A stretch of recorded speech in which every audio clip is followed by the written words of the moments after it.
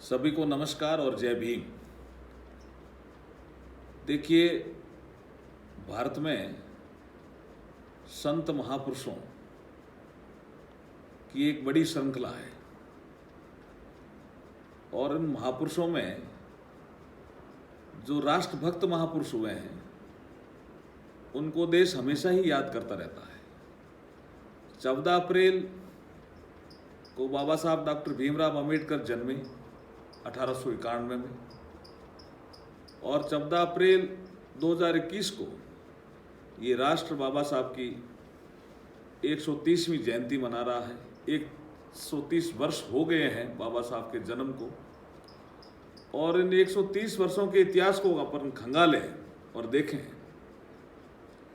तो ऐसा पाया जाता है कि सबसे ज़्यादा लिटरेचर, चाहे सोशल मीडिया में रहा हो, चाहे किसी इलेक्ट्रॉनिक मीडिया में रहा हो, चाहे किसी ने व्याख्या की हो, बाबा साहब के विचारों के इर्द गिर्द रहा है।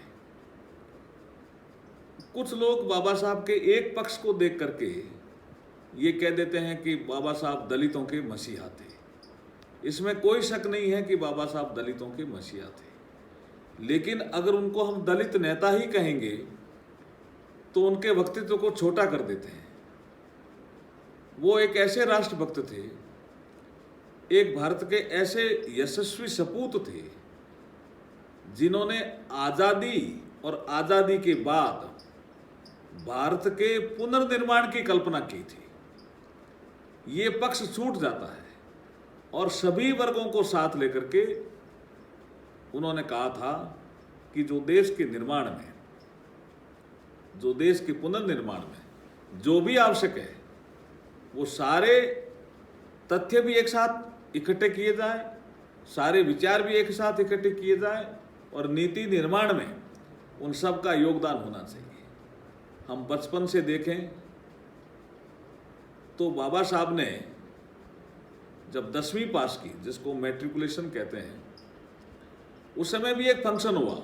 महार जाति के ये पहले लड़के थे जिन्होंने मैट्रिकुलेशन किया था। एक अच्छा फंक्शन हुआ था। उस फंक्शन में उनके एक शुभचिंतक थे जिन्होंने एक पुस्तक उनको भेंट की थी और उसके कारण भगवान बुद्ध के प्रति उनका रुझान हुआ। ये सब चीज़ें मैं इसलिए आज कह रहा हूँ कि उन्होंने एक बार कहा था कि मैं गौतम बुद्ध, कबीर तथा महात्मा फूले का भक्त हूँ और ज्ञान, आत्मसम्मान और चरित्र का पुजारी हूँ। मुझ में कोई दुर्गुण नहीं है सिवाय इसके कि अध्ययन का बेहद शौक है। अध्ययन का शौक होना या अध्ययन का शौकीन होना ये एक अच्छा ही है, लेकिन बाबा साहब ने इसको इस रूप में सबके सामने पेश किया। मैं आज आपके सामने ये कह रहा हूँ कि बाबा साहब ने अध्ययन पे बहुत जोर दिया था। उनके यहाँ बहुत बड़ी लाइब्रेरी थी, इसलिए उन्होंने कहा था शिक्षित बनो, संघर्ष करो और संगठित रहो। ये जो शिक्षित बनने के लिए अलग अलग अध्ययन करने की जो परंपरा है, तुलनात्मक अध्ययन करने की जो परंपरा है, अलग अलग विषयों के अध्ययन करने की जो परंपरा है, उसको बाबा साहब ने बहुत तेजी से आगे बढ़ाया था। इसलिए वो एक राजनीति शास्त्री भी थे, वो अर्थशास्त्री भी थे, वो समाज शास्त्री भी थे, वो मानव शास्त्री भी थे, वो विभिन्न धर्मों के तुलनात्मक अध्ययन करने वाले एक महान नेता भी थे, श्रेष्ठ वक्ता भी थे, श्रेष्ठ सांसद भी थे। इसलिए उनके व्यक्तित्व को खाली एक वर्ग तक सीमित कर देना वो उनके साथ अन्याय होगा। इसलिए मैं जो 130वीं जयंती आ रही है बाबा साहब की, उसमें कुछ ऐसे अनछुए पहलू हैं बाबा साहब के जीवन के जिनको मैं आपके समक्ष रखना चाहता हूँ। देखिए, गवर्नमेंट स्कूल सतारा में बाबा साहब जहाँ पढ़ते थे, वहाँ के एक टीचर श्री कृष्ण जी केशव अंबेडकर, ये बाबा साहब को नाम देते हैं।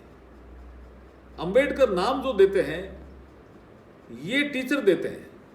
तो हम कैसे मान लें कि अन्य समाज के प्रमुख लोगों ने बाबा साहब की सहायता नहीं की? ये एकांकी सोच होगा। उस समय भी अच्छे लोग थे, उन्होंने बाबा साहब की सहायता की। ये टीचर ब्राह्मण था, फिर भी भीमराव के आगे उन्होंने अंबेडकर लगा दिया, जो उनका सरनेम था। एक और घटना मुझे याद आती है, जैसे मैंने मैट्रिकुलेशन का जिक्र किया, 1907 में बाबा साहब ने मैट्रिकुलेशन किया था। मैट्रिकुलेशन उस समय एक फंक्शन होता है, उस फंक्शन में एक और ब्राह्मण जिनका नाम है कृष्णाजी अर्जुन केलुस्कर, ये बाबा साहब को एक पुस्तक भेंट करते हैं उस फंक्शन में, और वो पुस्तक का नाम है बुद्ध और उसके धर्म की शिक्षा। इस पुस्तक ने बाबा साहब के जीवन को बदल दिया। समानता, स्वतंत्रता, भाईचारा जो भगवान बुद्ध ने दिया था संदेश, वो बाबा साहब के जीवन पर गहरा असर डालता है। ये इनका सहयोग, हम जो बाबा साहब के जीवन के निखार में इन्होंने सहयोग किया, उसको हम कैसे भूल सकते हैं? हमें उनका याद रखना चाहिए। कुछ लोग बाबा साहब को ये मान लेते हैं कि उन्होंने स्वतंत्रता संग्राम में वो रोल अदा नहीं किया जो उनको करना चाहिए। उन्होंने सबसे बड़ा रोल अदा किया। उन्होंने कहा ये जो सामाजिक असमानता है, जातिवाद है, जो छुआछूत की प्रॉब्लम है, इसको दूर करना पड़ेगा, तभी लोकतंत्र सफल होगा। इस योगदान को कुछ लेखक भूल जाते हैं। ये बहुत बड़ा योगदान है। मुझे एक घटना याद आती है कि 1923 में उन्होंने, जब उनको सूचना मिली, प्रोफेसर एडविन थे लंदन के, क्योंकि उन्होंने 1922 में एक थीसिस लिखी था, द प्रॉब्लम ऑफ रूपी। जब ये थीसिस लिखी थी तो उसमें अंग्रेजी साम्राज्य की आलोचना थी। तो 1923 में प्रोफेसर एडविन कैनिन उनको कहते हैं कि भाई तुम्हें थीसिस मिलने में मंजूरी मिलने में दिक्कत आएगी, क्योंकि आपने तो ब्रिटिश साम्राज्य की ऐसी आलोचना कर दी।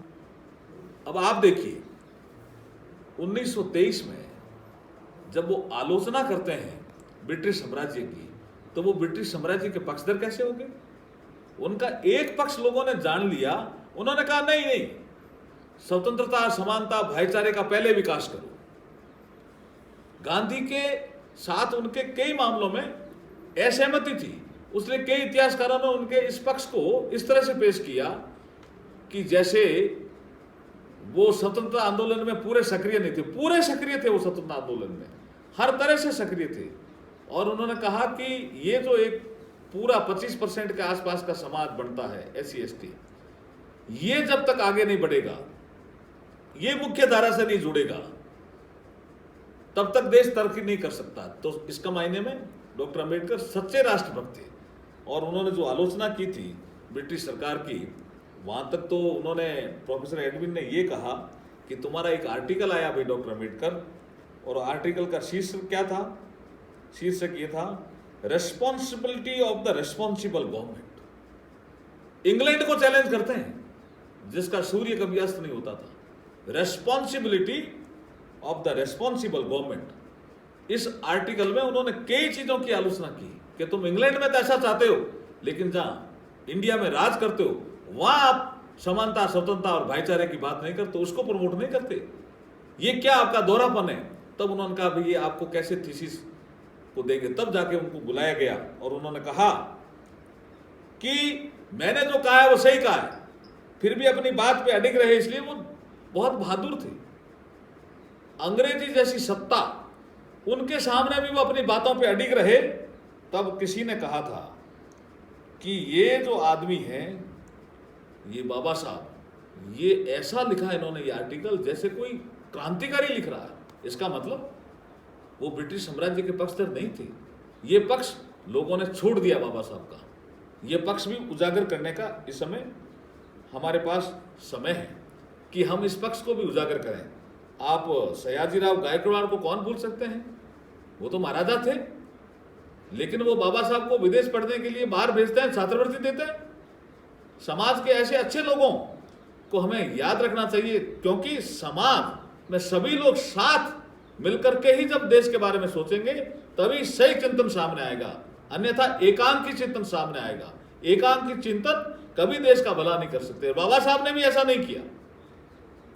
ठीक है, बाबा साहब ने हिंदू धर्म में उस समय जो जातिवाद था, छुआछूत की बीमारी थी, उसके कारण उसकी आलोचना की, लेकिन उसके बाद उनका जो पक्ष है हर जगह वो देश को आगे बढ़ाने का है। नदियां जोड़ने का काम भी सबसे पहले वो लेते हैं हाथ में।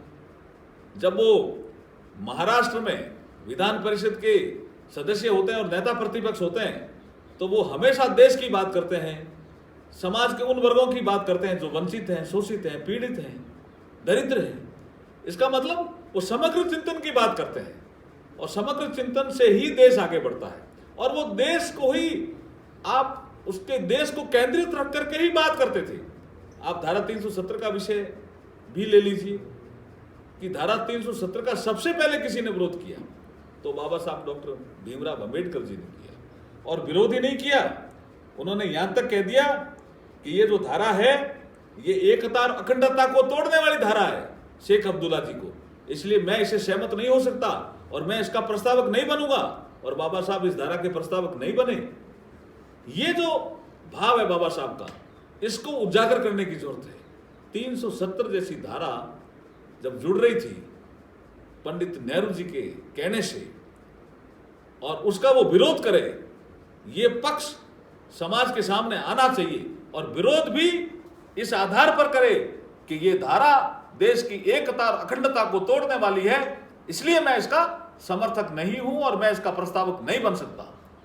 ये पक्ष सामने आने पे बाबा साहब का राष्ट्र भक्ति का जो रूप है वो स्पष्ट रूप से नई जनरेशन के सामने आएगा। इसलिए अभी जयंती के अवसर पर ये रूप बाबा साहब का एकदम सामने आना चाहिए। इसलिए मैं ये कहना चाहता हूं कि सामाजिक आर्थिक समानता का जो अभी नरेंद्र मोदी जी एक कंसेप्ट लेके आए हैं, बाबा साहब को वो भाषण किसको याद नहीं है? 25 नवंबर 1949 का संविधान सभा में दिया गया भाषण, जिसमें वो कहते हैं कि 26 जनवरी 1950 को इस देश में राजनीतिक समानता तो आ जाएगी, लेकिन सामाजिक और आर्थिक समानता का क्या होगा? आने वाली सरकारों को इनको देखना होगा। और बाबा साहब चेतावनी भी देते हैं, लेकिन जो सरकारें बाद में आई वो बाबा साहब के विचारों को भी भूल गई, बाबा साहब को भी भूल गई। मैं स्पष्ट रूप से कहना चाहता हूं कि 1952 के चुनाव में बाबा साहब को चुनाव हरवाया गया, कांग्रेस ने उनके सामने कैंडिडेट खड़ा किया। 1954 में फिर भंडारा का उपचुनाव आया, फिर उनके सामने कैंडिडेट खड़ा किया कांग्रेस ने और उनको हरवाया गया। ये सोच उस समय कांग्रेस का था कि बाबा साहब लोकसभा में नहीं पहुंचने चाहिए, जबकि बहुत से ऐसे लोगों ने, जिसमें श्यामा प्रसाद मुखर्जी भी थे, उन्होंने नेहरू जी को जाकर के रिक्वेस्ट की कि अभी अभी संविधान बना करके डॉक्टर भीमराव अंबेडकर ने अपनी विद्वता सिद्ध की है, तो इनके सामने कैंडिडेट खड़ा नहीं किया जाना चाहिए। कई ऐसे विद्वान थे जिनको निर्विरोध लोकसभा में भेजा गया, उनके सामने कैंडिडेट खड़े नहीं हुए, लेकिन कांग्रेस ने जानबूझ करके बाबा साहब के सामने कैंडिडेट खड़ा किया और बाबा साहब को 52 में भी हरवाया और 54 के उपचुनाव में भी हरवाया भंडारा से। तो ऐसी कांग्रेस की जो मानसिकता थी, अब जाकर के वो बाबा साहब के विचारों को लेकर के कहती है बाबा साहब हमारे थे। बाबा साहब ने 2 पार्टियों की आलोचना की अपने जीवन काल में, एक कांग्रेस की और एक कम्युनिस्ट पार्टी की। ये नई जनरेशन को याद रखना चाहिए। और इन्होंने कहा, कम्युनिस्ट पार्टी के लिए भी उन्होंने कहा ये रास्ता ठीक नहीं है, जो संघर्ष का रास्ता है, ये लाशों से गुजर करके राजनीति करना चाहते हैं। कार्ल मार्क्स की थ्योरी को उन्होंने नकारा था और बुद्ध की जो थ्योरी थी, करुणा, दया, जो भारतीय चिंतन की थ्योरी थी, भारतीय दर्शन की थ्योरी थी, उनको उन्होंने स्वीकार किया। कांग्रेस पार्टी की भी उन्होंने हमेशा आलोचना की और वो विपक्ष के नेता के रूप में राज्यसभा में जब बोलते थे तो ये कई बार लोग कहते हैं कि श्यामा प्रसाद मुखर्जी और इनका क्या संबंध है। मैं आपको बताना चाहता हूं कि जब राष्ट्रीय सरकार बनी थी तो 2 ऐसे महापुरुष थे जो कांग्रेसी नहीं थे, लेकिन फिर भी पहले मंत्रिमंडल में थे, जिसमें डॉक्टर श्यामा प्रसाद मुखर्जी और डॉक्टर BR अम्बेडकर। इसलिए दोनों में दोस्ती भी थी गहरी। और इसी कारण से श्यामा प्रसाद मुखर्जी जब वो कश्मीर के आंदोलन के लिए जाते हैं तो बाबा साहब भी कहते हैं कि मैं उस समय भी विरोध कर रहा था 370 का। और एक चीज और मैं याद दिला दूं कि लोकसभा में मुखर आवाज थी विरोध की तो श्यामा प्रसाद मुखर्जी की थी, और राज्यसभा में मुखर आवाज जो विरोध की थी वो डॉक्टर B.R. अम्बेडकर की थी।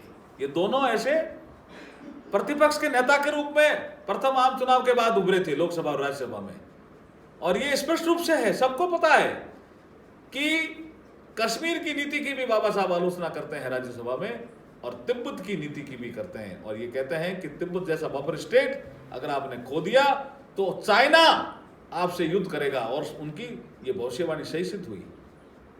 आज नरेंद्र मोदी जी बहुत सी योजनाएं ला करके सामाजिक समानता को बढ़ावा दे रहे हैं, चाहे प्रधानमंत्री आवास योजना हो, चाहे सौभाग्य योजना के माध्यम से हर घर बिजली पहुंचाने की हो। ये कैसा हो सकता है जी, एक गांव में 2 परिवार हैं, एक के घर में बिजली है और एक के घर में बिजली नहीं है। यही सामाजिक समानता की बात बाबा साहब करते थे, जिसको पूरा कर रहे हैं नरेंद्र मोदी जी, अपनी बहुत सी योजनाओं से पूरा कर रहे हैं। चाहे प्रधानमंत्री आवास योजना हो, चाहे आयुष्मान भारत योजना हो, चाहे सौभाग्य योजना हो, चाहे हर घर में नल पहुंचा करके जल उपलब्ध कराने की योजना हो, चाहे उज्ज्वला के माध्यम से गैस देने की योजना हो। ये सामाजिक समानता के सारे जो पक्ष हैं उसको नरेंद्र मोदी जी बाबा साहब के सपनों को ही पूरा कर रहे हैं। आर्थिक समानता लाने का भी काम कर रहे हैं नरेंद्र मोदी जी। वो अनुसूचित जाति वर्ग के लोगों के सम्मेलन में जब जाते हैं, डिक्की के सम्मेलन में उन्होंने कहा मैं चाहता हूं कि अनुसूचित जाति के भाई नौकरी मांगने वाले नहीं, नौकरी देने वाले बने।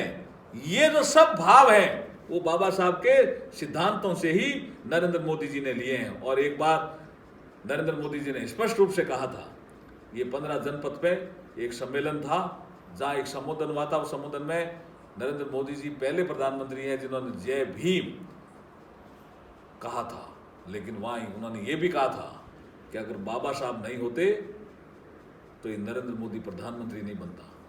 यहां तक का भाव बाबा साहब के प्रति हमारे प्रधानमंत्री जी दर्शाते हैं। चाहे पंचतीर्थ का मामला हो और चाहे कोई ऐसा समारोह हो, हमेशा वो बाबा साहब को याद करते हैं। फिर भी कुछ लोग कहते हैं कि ये लिप सिंपैथी है, ये लिप सिंपैथी है। छात्रवृत्ति का मामला आया, उसका सुधार किया। SC/ST एट्रोसिटी एक्ट का मामला आया, उसका सुधार किया। मुद्रा स्कीम आई, सबसे ज्यादा अनुसूचित जाति वर्ग, अनुसूचित जाति जनजाति वर्ग के लोगों को लाभ मिला, ये लिप सिंपैथी है। स्टैंड अप इंडिया, उसमें सबसे ज्यादा हमारे बंधु लाभ उठा रहे हैं, ये लिप सिंपैथी है। वेंचर कैपिटल फंड, उसमें 15 करोड़ तक का लोन मिलता है, ये लिप सिंपैथी है। इसलिए आलोचना करने वालों को मैं कहना चाहता हूं कि नरेंद्र मोदी जी इस समय जो बाबा साहब के सपने हैं उनको पूरा करने के लिए पूरे कटिबद्ध हैं, और सरकार सामाजिक और आर्थिक समानता के लिए सारी योजनाएं लेकर के आई है। ये हमारी नई जनरेशन को इसकी जानकारी होनी चाहिए। मैं पुनः सभी को बाबा साहब की जयंती के अवसर पर बहुत बहुत बधाई और शुभकामनाएं देता हूं। जय भीम।